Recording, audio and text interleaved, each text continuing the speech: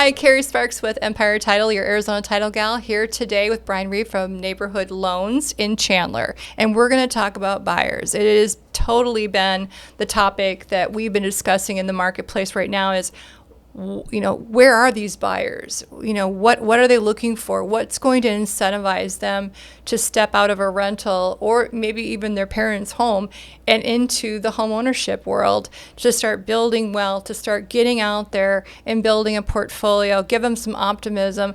I know with my girls, I've got two girls, and I've said, you have to start somewhere.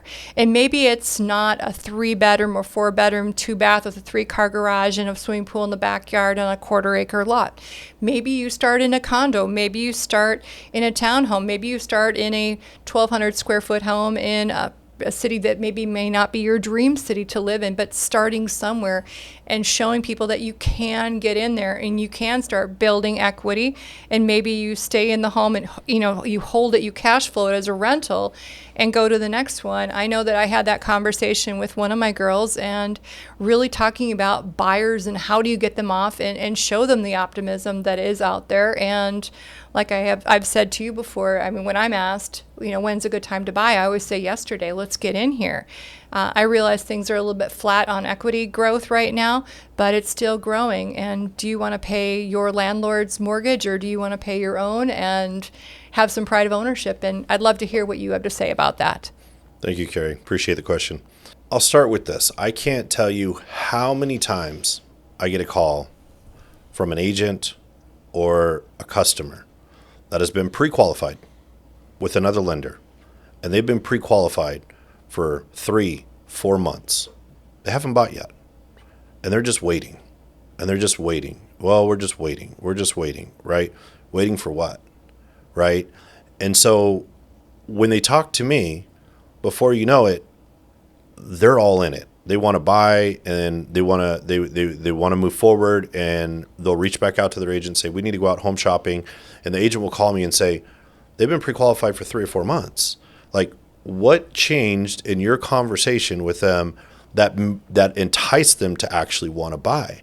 And right now, because of the market is tough, because of the interest rates, this is where the true individuals that have the data, their strategic, ethical approach.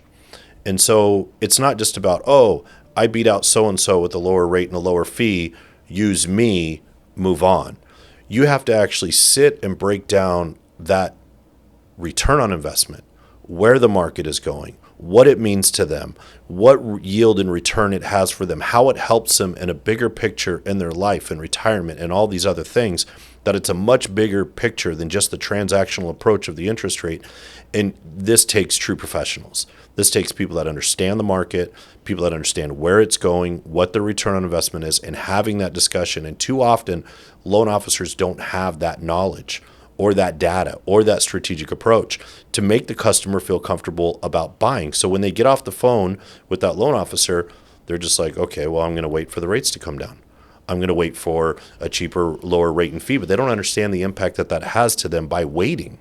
Right. Well, if the rates do go down like they do predict, the market is going to heat up. You'll have more buyers in the market, and so there'll be a lot more competition amongst whatever's in their price point to go and get under contract and get the moving truck over there. Sure. Like, one question that I'll ask is, when I'm talking to the customer, like, well, we're going to wait for the payment or the interest rates to come down, right?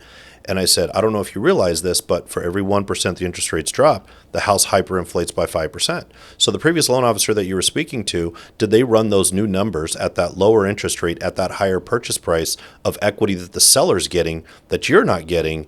Did your previous loan officer walk through that with you? And they're just like, no, I didn't even. So it's so common that loan officers don't even know this statistic. Right. And so that is just one conversation that can move the needle, because now we're putting equity in the buyer's pocket versus the seller's pocket.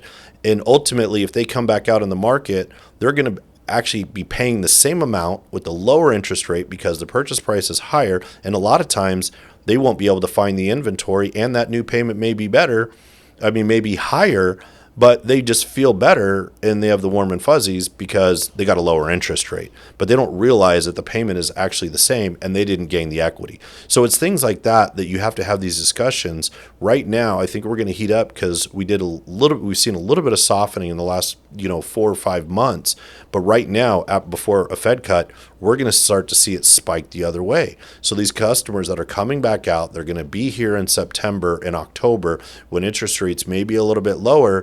Where does that leave them in terms of inventory getting out there? So it really is about right now is aligning your customers, not with the person that has the cheapest rate and fee and getting it. That's not what's moving the needle. What's moving the needle is true professionals that understand this market, understand how to explain return on investment, understand what that means to the customer.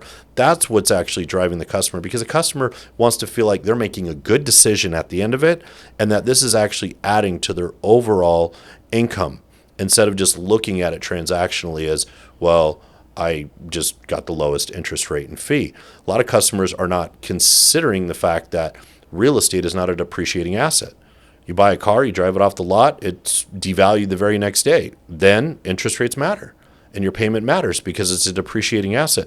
You have to be able to build in what that appreciating asset is combined with the interest rate and what that median rate would be with that return on investment. I love it. I remember when I bought my first home, I was 20 years old. My father encouraged me to begin wealth through real estate.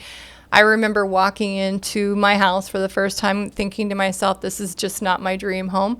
But having the lender, having the realtor back then, so many years ago, explain how this would grow, and it's really catapulted my portfolio based on that one property so long ago and what it was able to do for me as I got into the marketplace as a buyer.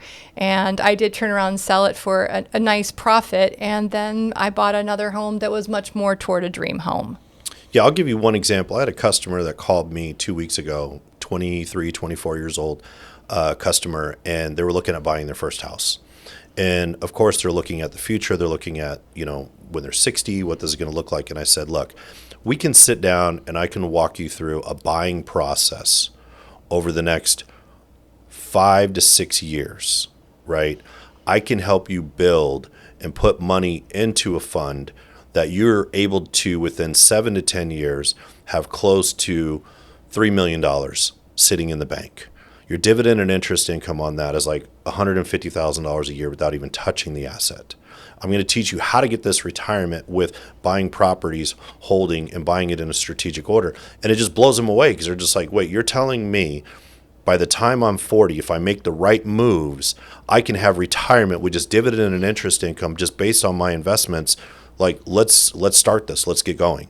So these are the types of discussions you have to be having with your buyers. I'm glad we could talk about this today because it is a great way for buyers to, learn a little bit more from you, look at what they want to go work toward with their growth of their portfolio eventually, marrying so many different things together and sitting down and laying it on your desk and talking what they need, what their needs are, what their goals and dreams are. So thank you so much, Brian, for talking about this today.